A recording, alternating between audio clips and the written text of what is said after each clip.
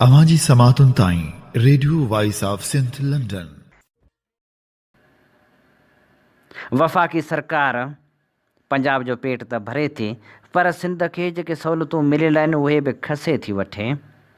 सिंध में रेलवे निज़ाम ॼण त दरहम बरहम कयो वियो आहे। ख़ासि तौर ते सिंध में मुख़्तलिफ़ शहरनि में हलंदड़ ट्रेनूं बंदि कयूं वियूं आहिनि, जॾहिं त उन जी भेट में पंजाब में ट्रेनूं हली रहियूं आहिनि। सिंध जे अंदरूनी इलाइक़नि में रेलवे जो निज़ाम हाणे रुॻो हिकु ट्रांसपोर्ट सहूलियत जो मसइलो न रहियो आहे, पर उहो अहसासु महरूमी ऐं वफ़ाक़ी इदारनि जे पॉलिसियुनि बाबति उभरंदड़ सवालनि जी अलामत बणिजी वियो आहे। कोटड़ी, सेवण, भान, दादू, राधण, लाड़काणे, रोहड़ी खे ॻंढींदड़ ML2 सेक्शन ते हलंदड़ ट्रेनूं बंदि थियण खां पोइ लखे माण्हू सस्ते ऐं महफ़ूज़ सफ़र जी सहूलियत खां महरूम थी विया आहिनि। रेलवे हेड क्वार्टर लाहौर तेल जे अघनि में वाध खे जवाज़ बणाए लाड़काणो दादू सेक्शन ते हलंदड़ मोहनजो दड़ो एक्सप्रेस, बुलान मेल ऐं ख़ुशहाल ख़ान खटक जहिड़ियूं अहम ट्रेनूं बंदि करे छॾियूं आहिनि। उन फ़ैसिले ख़िलाफ़ तोड़े जो सीता सर्जनहार फोरम पारां सीता रोड में लगातार एहतजाज बि जारी आहे, पर उन बावजूदि हुकूमत सिंध वासियुनि जी दांह ॿुधण लाइ तयारु न आहे। हिकु तरफ़ पंजाब में ML1 ते ट्रेनूं मामूल मूजिबि हली रहियूं आहिनि, जॾहिं त ॿिए तरफ़ सिंध जे ML2 सेक्शन खे बार बार मुख़्तलिफ़ बहाननि सां बंदि कयो वेंदो रहियो आहे। एहतजाजी तहरीक हलाईंदड़ मशहूर मेमण ॿुधाए थो त 27 डिसंबर 2007 खां वठी हीउ ट्रैक 4 भेरा मुख़्तलिफ़ सबबनि जी आड़ में बंदि कयो वियो।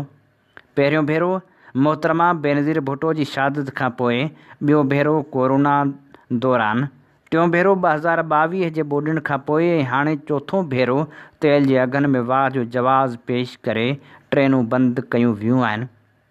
हीउ सवाल पंहिंजी जाइ ते मौजूदु आहे त जेकॾहिं तेल जे क़ीमतनि में वाध सबबि ट्रेनूं हलाइण नामुमकिन थी वियूं आहिनि त पोइ मुल्क जे ॿियनि हिसनि में रेलवे सर्विस कीअं जारी आहे?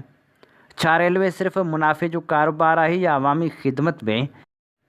रेलवे वफ़ाक़ी इदारो आहे, पोइ उन जे पॉलिसियुनि में इलाइक़ाई बराबरी बि नज़र अचणु घुरिजे। सिंध जे अंदरूनी शहरनि लाइ रेलवे रुॻो सफ़र जो वसीलो न आहे, उहा हज़ारे शागिर्दनि, मज़दूरनि, हारियुनि, वापारियुनि ऐं मरीज़नि लाइ सस्ती आमदरफ़्त जो वाहिद ज़रियो बि आहे। ट्रेननि जी बंदिश सां न फ़क़्ति माण्हुनि जा ख़र्च वधिया आहिनि, पर इलाइक़ाई मईशत, वापार ऐं समाजी लाॻापा बि मुतासिर थिया आहिनि। अफ़सोस जी ॻाल्हि इहा आहे त सिंध हुकूमत पारां कराची, जेकमाबाद ऐं कराची रोहड़ी विच में नयनि ट्रेननि जे ऐलाननि बावजूदि अञा ताईं को अमली क़दम नज़र नथो अचे, जॾहिं त पुराणियूं हलंदड़ ट्रेनूं बि बंदि पियल आहिनि। सिंध जा माण्हू को अहसान नथा घुरनि, संदन मुतालबो सिर्फ़ु एतिरो आहे त ML2 ते मोहनजो दड़ो एक्सप्रेस, बुलान मेल ऐं ख़ुशहाल ख़ान खटक खे फ़ौरी तौरु बहाल कयो वञे, बंदि स्टेशननि खे फ़ाल बणायो वञे ऐं सिंधी अवाम खे बि इहो हक़ ॾिनो वञे जेको मुल्क जे ॿियनि इलाइक़नि जे शहरनि खे हासिलु आहे। रेल जी पटड़ी रुॻो लोह जो टुकड़ो न हूंदी आहे, उहा माण्हुनि जे रोज़गार, तालीम, इलाज ऐं समाजी ज़िंदगी सां ॻंढियल हूंदी आहे।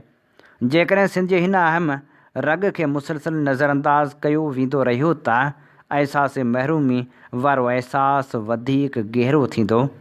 वक़्तु अची वियो आहे त रेलवे इख़्तियारियुनि खे सिंध जे हिन जाइज़ मुतालबे खे संजीदगी सां ॿुधणु घुरिजे ऐं ML2 खे ॿीहर ज़िंदगी ॾियणु घुरिजे।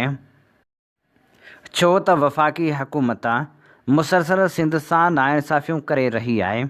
पंजाब में हलंदड़ ट्रेनूं त जीअं जो तीअं बरक़रार आहिनि ऐं उते वधीक ट्रेनूं बि हलायूं वञनि थियूं, पर सिंध में जेके हलंदड़ आहिनि उहे बि बंदि कयूं वियूं।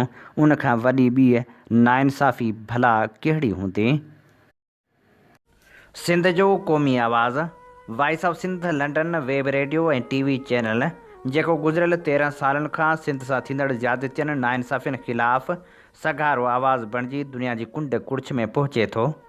सिंध तोड़े दुनिया जे मुल्कनि में सिंधियुनि सां थींदड़ ज़ुल्म ऐं जबर ख़िलाफ़ उथंदड़ आवाज़ खे बेबाकी सां नशर करे थो। वॉइस ऑफ सिंध लंडन कारोबारी न पर क़ौमी जदोजहद जो अहम मोर्चो आहे, जंहिंखे अव्हां जे माली सहकार जी सख़्तु ज़रूरत आहे। उन आवाज़ खे घर घर ऐं शहर शहर पहुचाइण लाइ पंहिंजो क़ौमी फ़र्ज़ु अदा कयो। चैनल जे लिंक खे लाइक ऐं सब्सक्राइब ज़रूरु कयो। बैनर ते ॾिनल फ़ोन या ईमेल वसीले असां सां राबितो करे सघो था। अवां जी समातुनि ताईं radio voice of Sindh London.